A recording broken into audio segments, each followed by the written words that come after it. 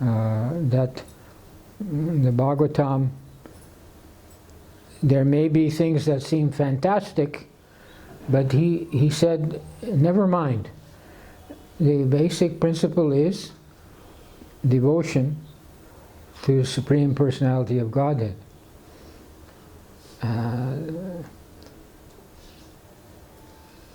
So it was a struggle,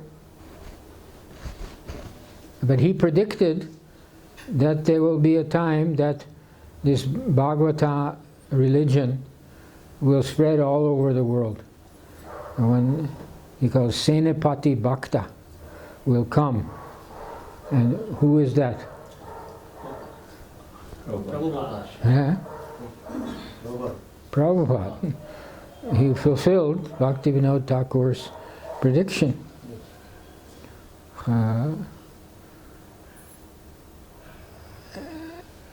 Of course, it is not like by some mystic, some cheating gurus. They say, here, take this bhasma, and you become mukti. You get liberation. Your diabetes will be cured. Your problems will be solved. You see, he did not falsely present Krishna consciousness or the conclusion of the Shastras based on his own personal qualifications, his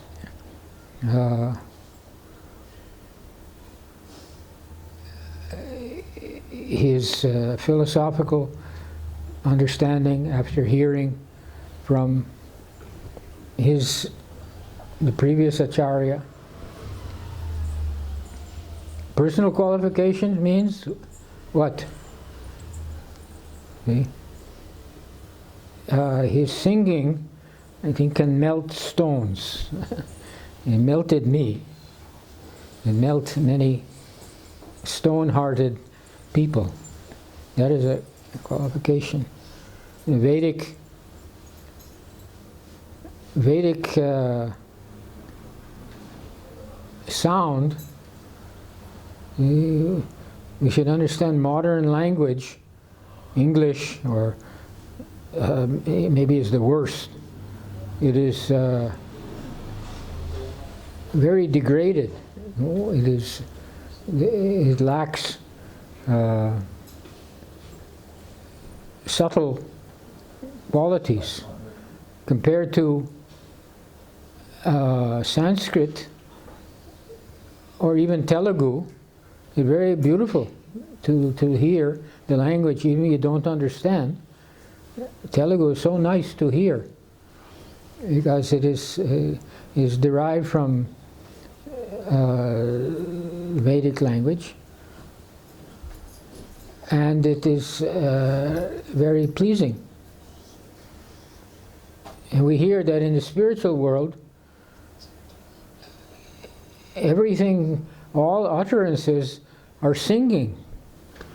It's not the way some dull, you're listening to your IT professor and he's saying about this transistor gain is this and this and this, monotone.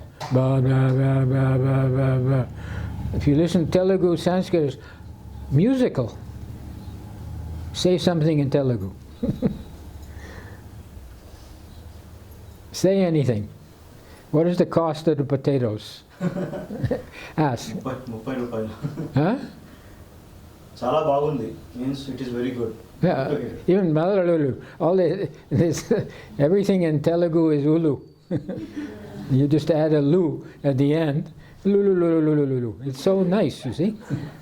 Not in English, you know. Straight. Ba, ja, ba, ga. It's rough. So,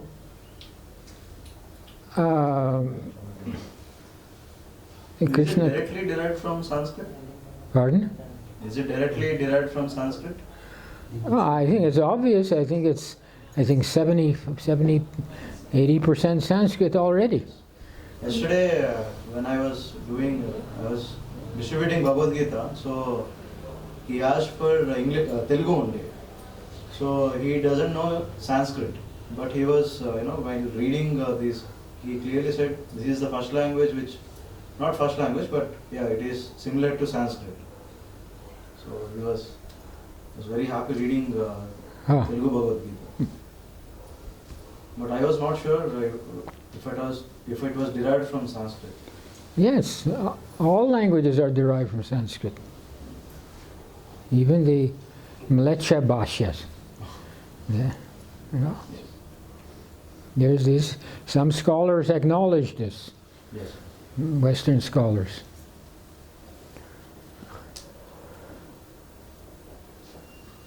So Prabhupada distributed this rasa immediately. Within a few weeks of coming to America, what was he doing? He was sitting and singing. Maybe he said, well, he had nothing else to do. But he could have stayed in Vrindavan and sung. He was singing for the world's benefit. Yes. And Krishna arranged tape recorder, which is a difficult thing at that time. A nice place to sit.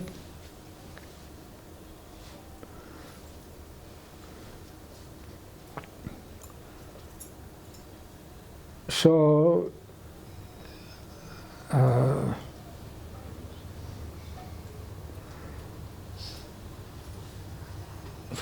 Bhaktivinoda Thakur acknowledged, I was reading one article, he wrote the Bhagavad, I forget the name of the article, I have to look it up.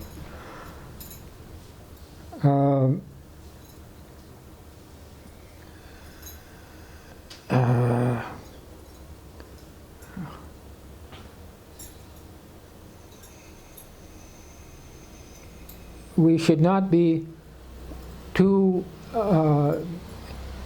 absorbed in the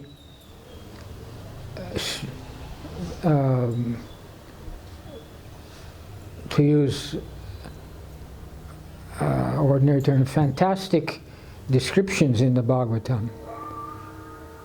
He concentrated on the principles.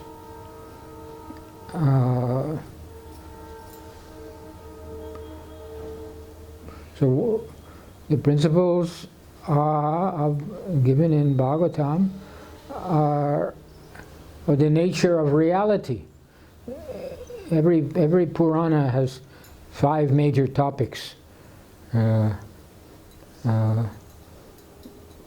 Creation, Sarga, Visarga, minor creation, major creation. Minor creation means like one planet is created. Major creation means, or I don't want to get involved in details that I'm not so current with right now, or maybe ever was, but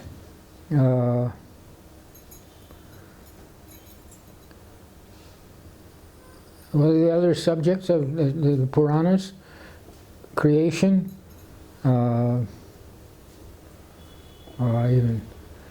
what are the topics of Bhagavatam? Annihilation. Huh? Annihilation. Creation, annihilation. Creation and annihilation. It's with the minor creation and major creation. Major creation means the whole universe. Minor means like a temporary transformation to lifelessness. Living entities are injected into the world, and thereby not only humans but plants, animals, microbes. that the universe or the planet becomes animated. Prescribed activities. Huh? Prescribed activities. Prescribed activities. Prescribed Activities. activities. Yes. Krishna says in Bhagavad Gita, in the beginning of creation, I set forth generations of men and demigods and the Vedas and sacrifice, as described in the Vedas, saying, "Be thou happy by this sacrifice." So the sacrifice in Kali Yuga is Sankirtan. So this is a very important principle. We should just be happy with Sankirtan. Never mind everything else. Never mind everything else. Just like Naveen sent me one quote from Gaur Kishore Das Babaji. He said that other than Hari Bhajan, if you're thinking there's anything else, that's illusion. It's there, as printed. I'm going to put it up. Other than Hari Bhajan, so we should meditate on this. Krishna says, you'll be happy by this yajna. Then if we perform the yajna, then we'll be happy. Everybody is happy by doing kirtan. Hey, bacha. Yes? She's happy? She's sleeping. Now she doesn't understand, so she's just playing. But while she's going in kirtan, she's happy, isn't it? Huh? Yes. She's happy. So we can understand this is an example of the truth of this, the acharyas, and Krishna is his own statement that perform yajna and be happy. So in Kali Yuga, the yajna is Sankirtan, not homas and things. Those are, cultural bridges to form with the people in India, or if we do in other countries, to show that we have some religious ceremonies. We're not just talking. Because all religion has their temples, their churches, their ceremonies.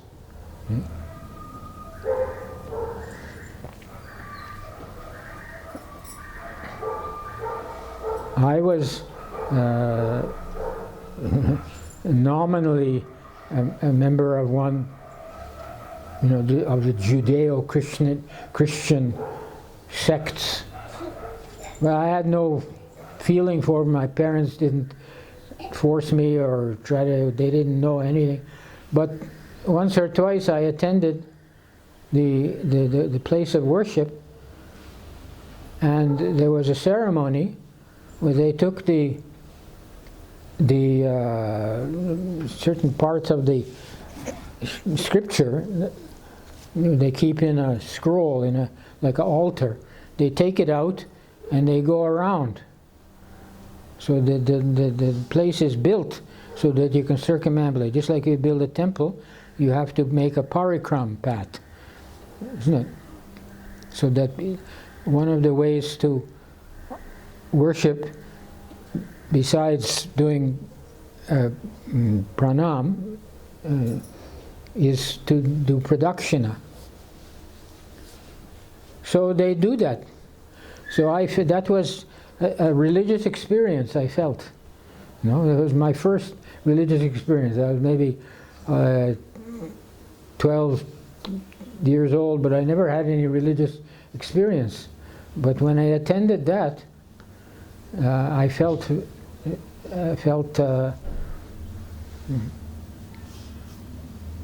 and the Christians also, they in some parts of the world still, mostly now they have given up everything, but in Italy, for example, they still do they do like a Rath Yatra. They carry a vahana and they go through the streets with torches and they sing. Well, that is Vedic. The point is that it's Vedic, prescribed, therefore it works. So even here, there's a temple, that old Vishnu temple, near the, when you go to the military area, that there's a church there also. So one day I was at the temple and the Christians were doing, they were carrying a picture of Jesus Christ on a palaki. It was very nice, I thought, but I thought if I go and join them, they'll become too much for their brain. But it's unfortunately, the rest of the so-called Christian world, they've given these things up. They simply go to church, and it's a question of,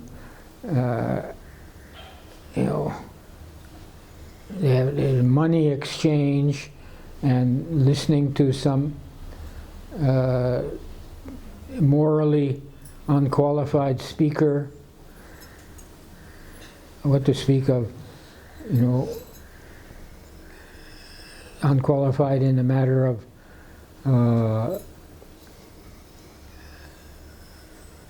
pramanas. Few Catholics do follow, still they follow something. Yes, I'm saying they're Catholics. Like in Italy, they're Catholics. But here it's like... I don't know this church, No, whether it was... But they were carrying a big picture of Jesus on a palaki or on some poles, and they were singing.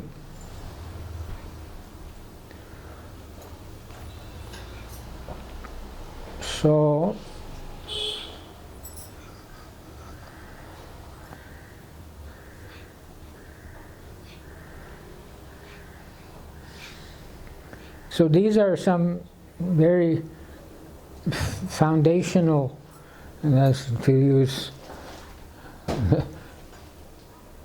like corporate ISKCON. They use a word like foundational, like terms from the commercial world, leverage, leverage this and that. But my point is that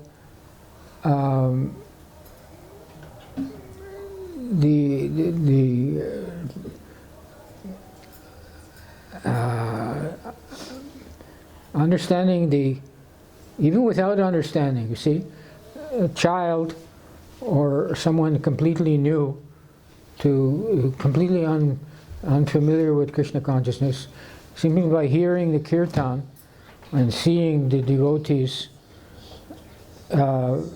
appearance, they should be properly dressed and performing proper kirtan, then a person becomes transformed. It doesn't require great intelligence. Even a child, or even sometimes a dog, becomes transformed. Sometimes we see even one of our local dogs. There are many dogs here. He was coming with the kirtan party. So this is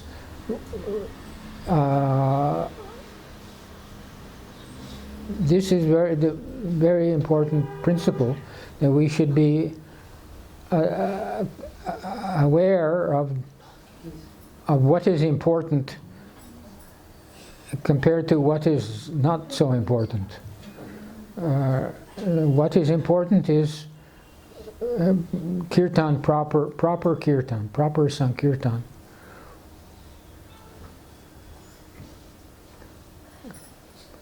Of course, devotees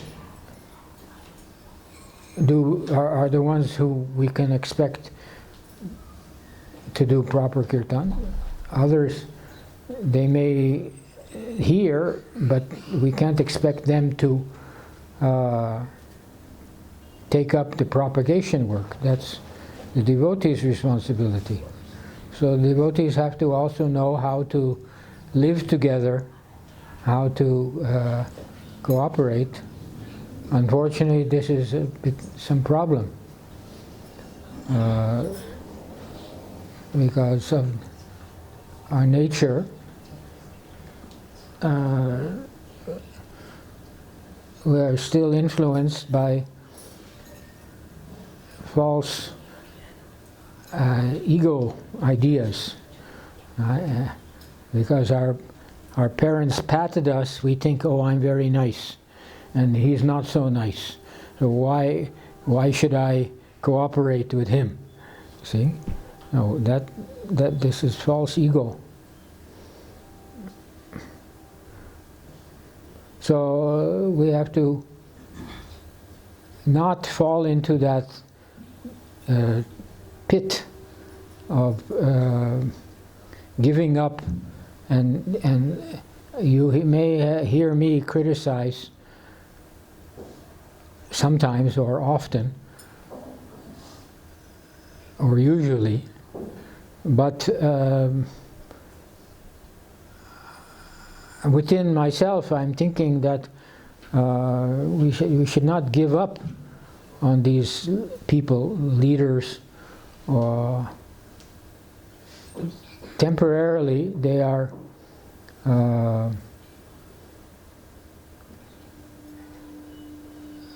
responsible for some lack of progress of the movement or of some deviations, but we should think that this is temporary.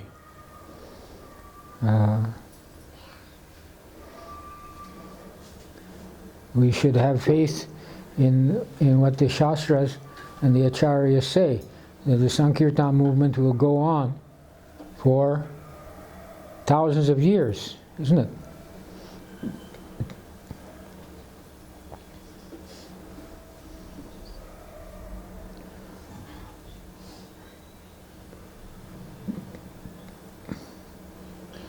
So Chaitanya Mahaprabhu, as far as us, he gave only 8 verses, the Shikshashtaka. All glories to the Sankirtan. And what is the 3rd verse? Anybody can recite the Sanskrit? Amanina Kirtanaya Sada Hare. Amanina Manadena Kirtanaya Sada Hare.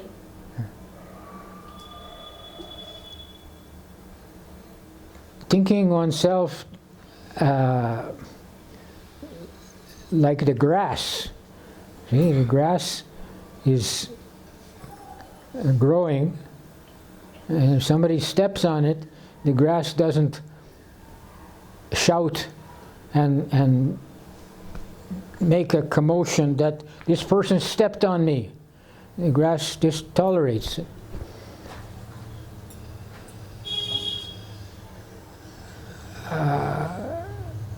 So this is required. And the grass thereby is satisfying, because all the grass together, we walk on the grass even without shoes. It feels very nice. See? It's pleasing. So we have to work on giving up the tendency to reject.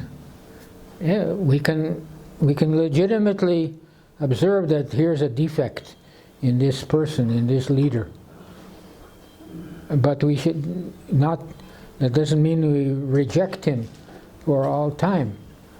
Maybe even in this life he will not change, but in next life he will. So we should do our service. Service means whatever we can do to help the propagation of kirtan. Real kirtan. we should try to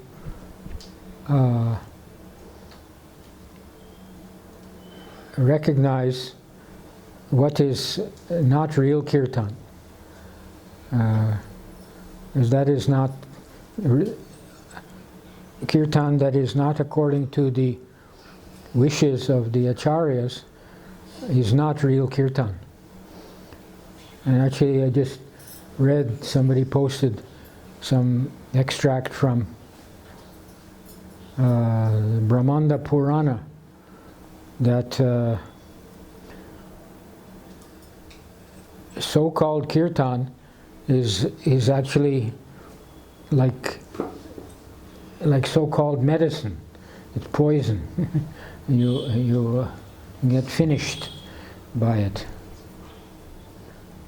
So it's very nice to hear the kirtan that we are doing in the street. Very nice to hear. You try to go to different streets and bring different people to hear. And you sold some books today? You should go to different streets. So I'll end here. Any questions?